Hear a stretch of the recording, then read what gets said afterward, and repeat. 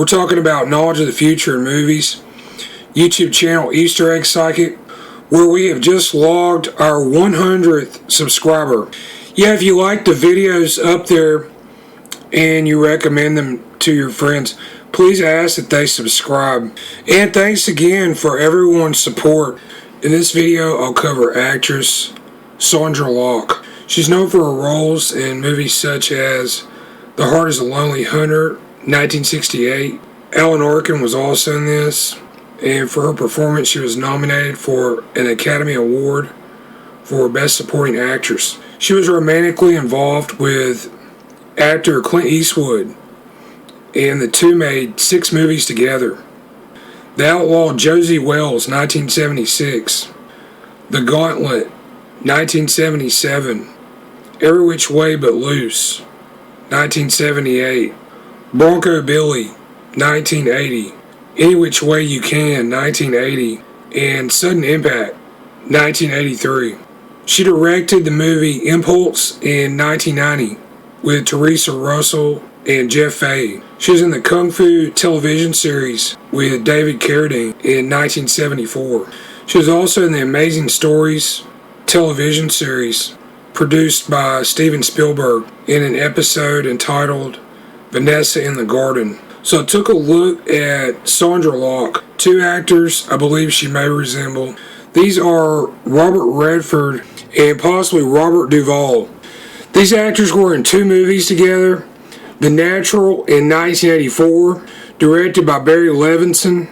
Glenn Close, Kim Basinger, Wilford Brimley, Barbara Hershey, Robert Prosky, and Richard Farnsworth also in the cast here.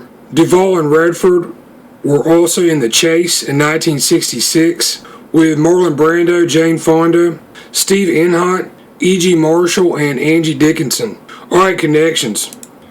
Actor Robert Duvall and actress Sondra Locke were together in the cast of True Grit, 1969, with John Wayne and Kim Darby, based on the 1968 Charles Portis novel.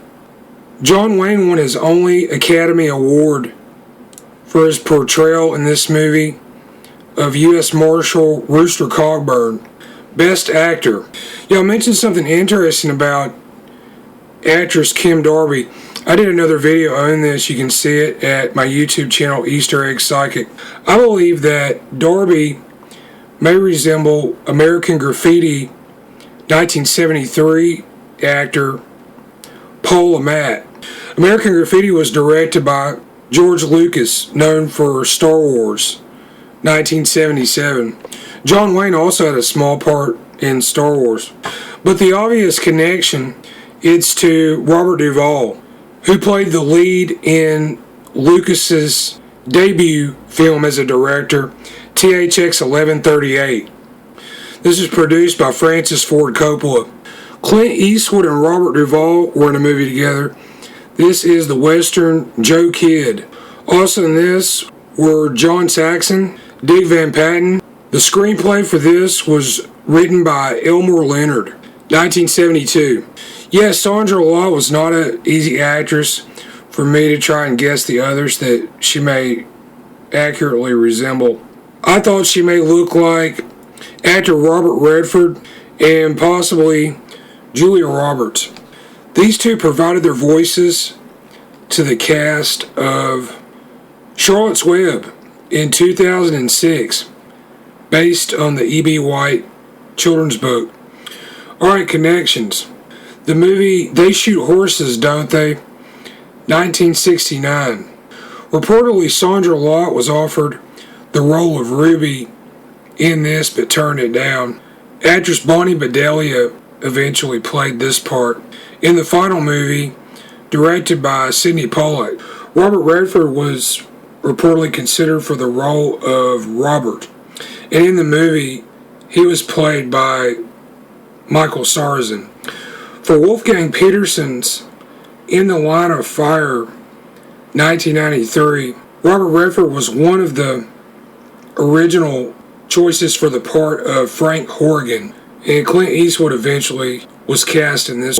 In The Heart is a Lonely Hunter, I think she looks a lot like Michael J. Fox and possibly Christopher Lloyd.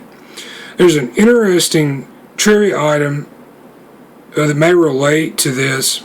In Back to the Future Part 3 in 1989, Michael J. Fox's character Marty McFly, in the Old West of Hill Valley, California, 1885, he goes by the pseudonym Clint Eastwood. And in the second movie in 1988, they show the scene in A Fistful of Dollars, 1964, where Clint Eastwood's character is shown wearing the metal plate under his poncho.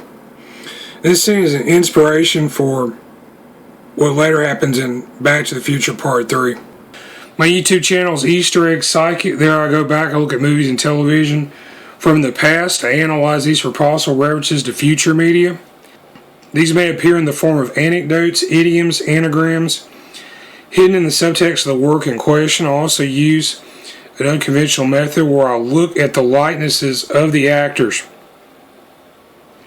And what I found is you can take the likenesses, match these up to some of the anecdotal items, and show past, present, and future information about actors and other personalities who may resemble the personalities in the movie or television episode that you're watching.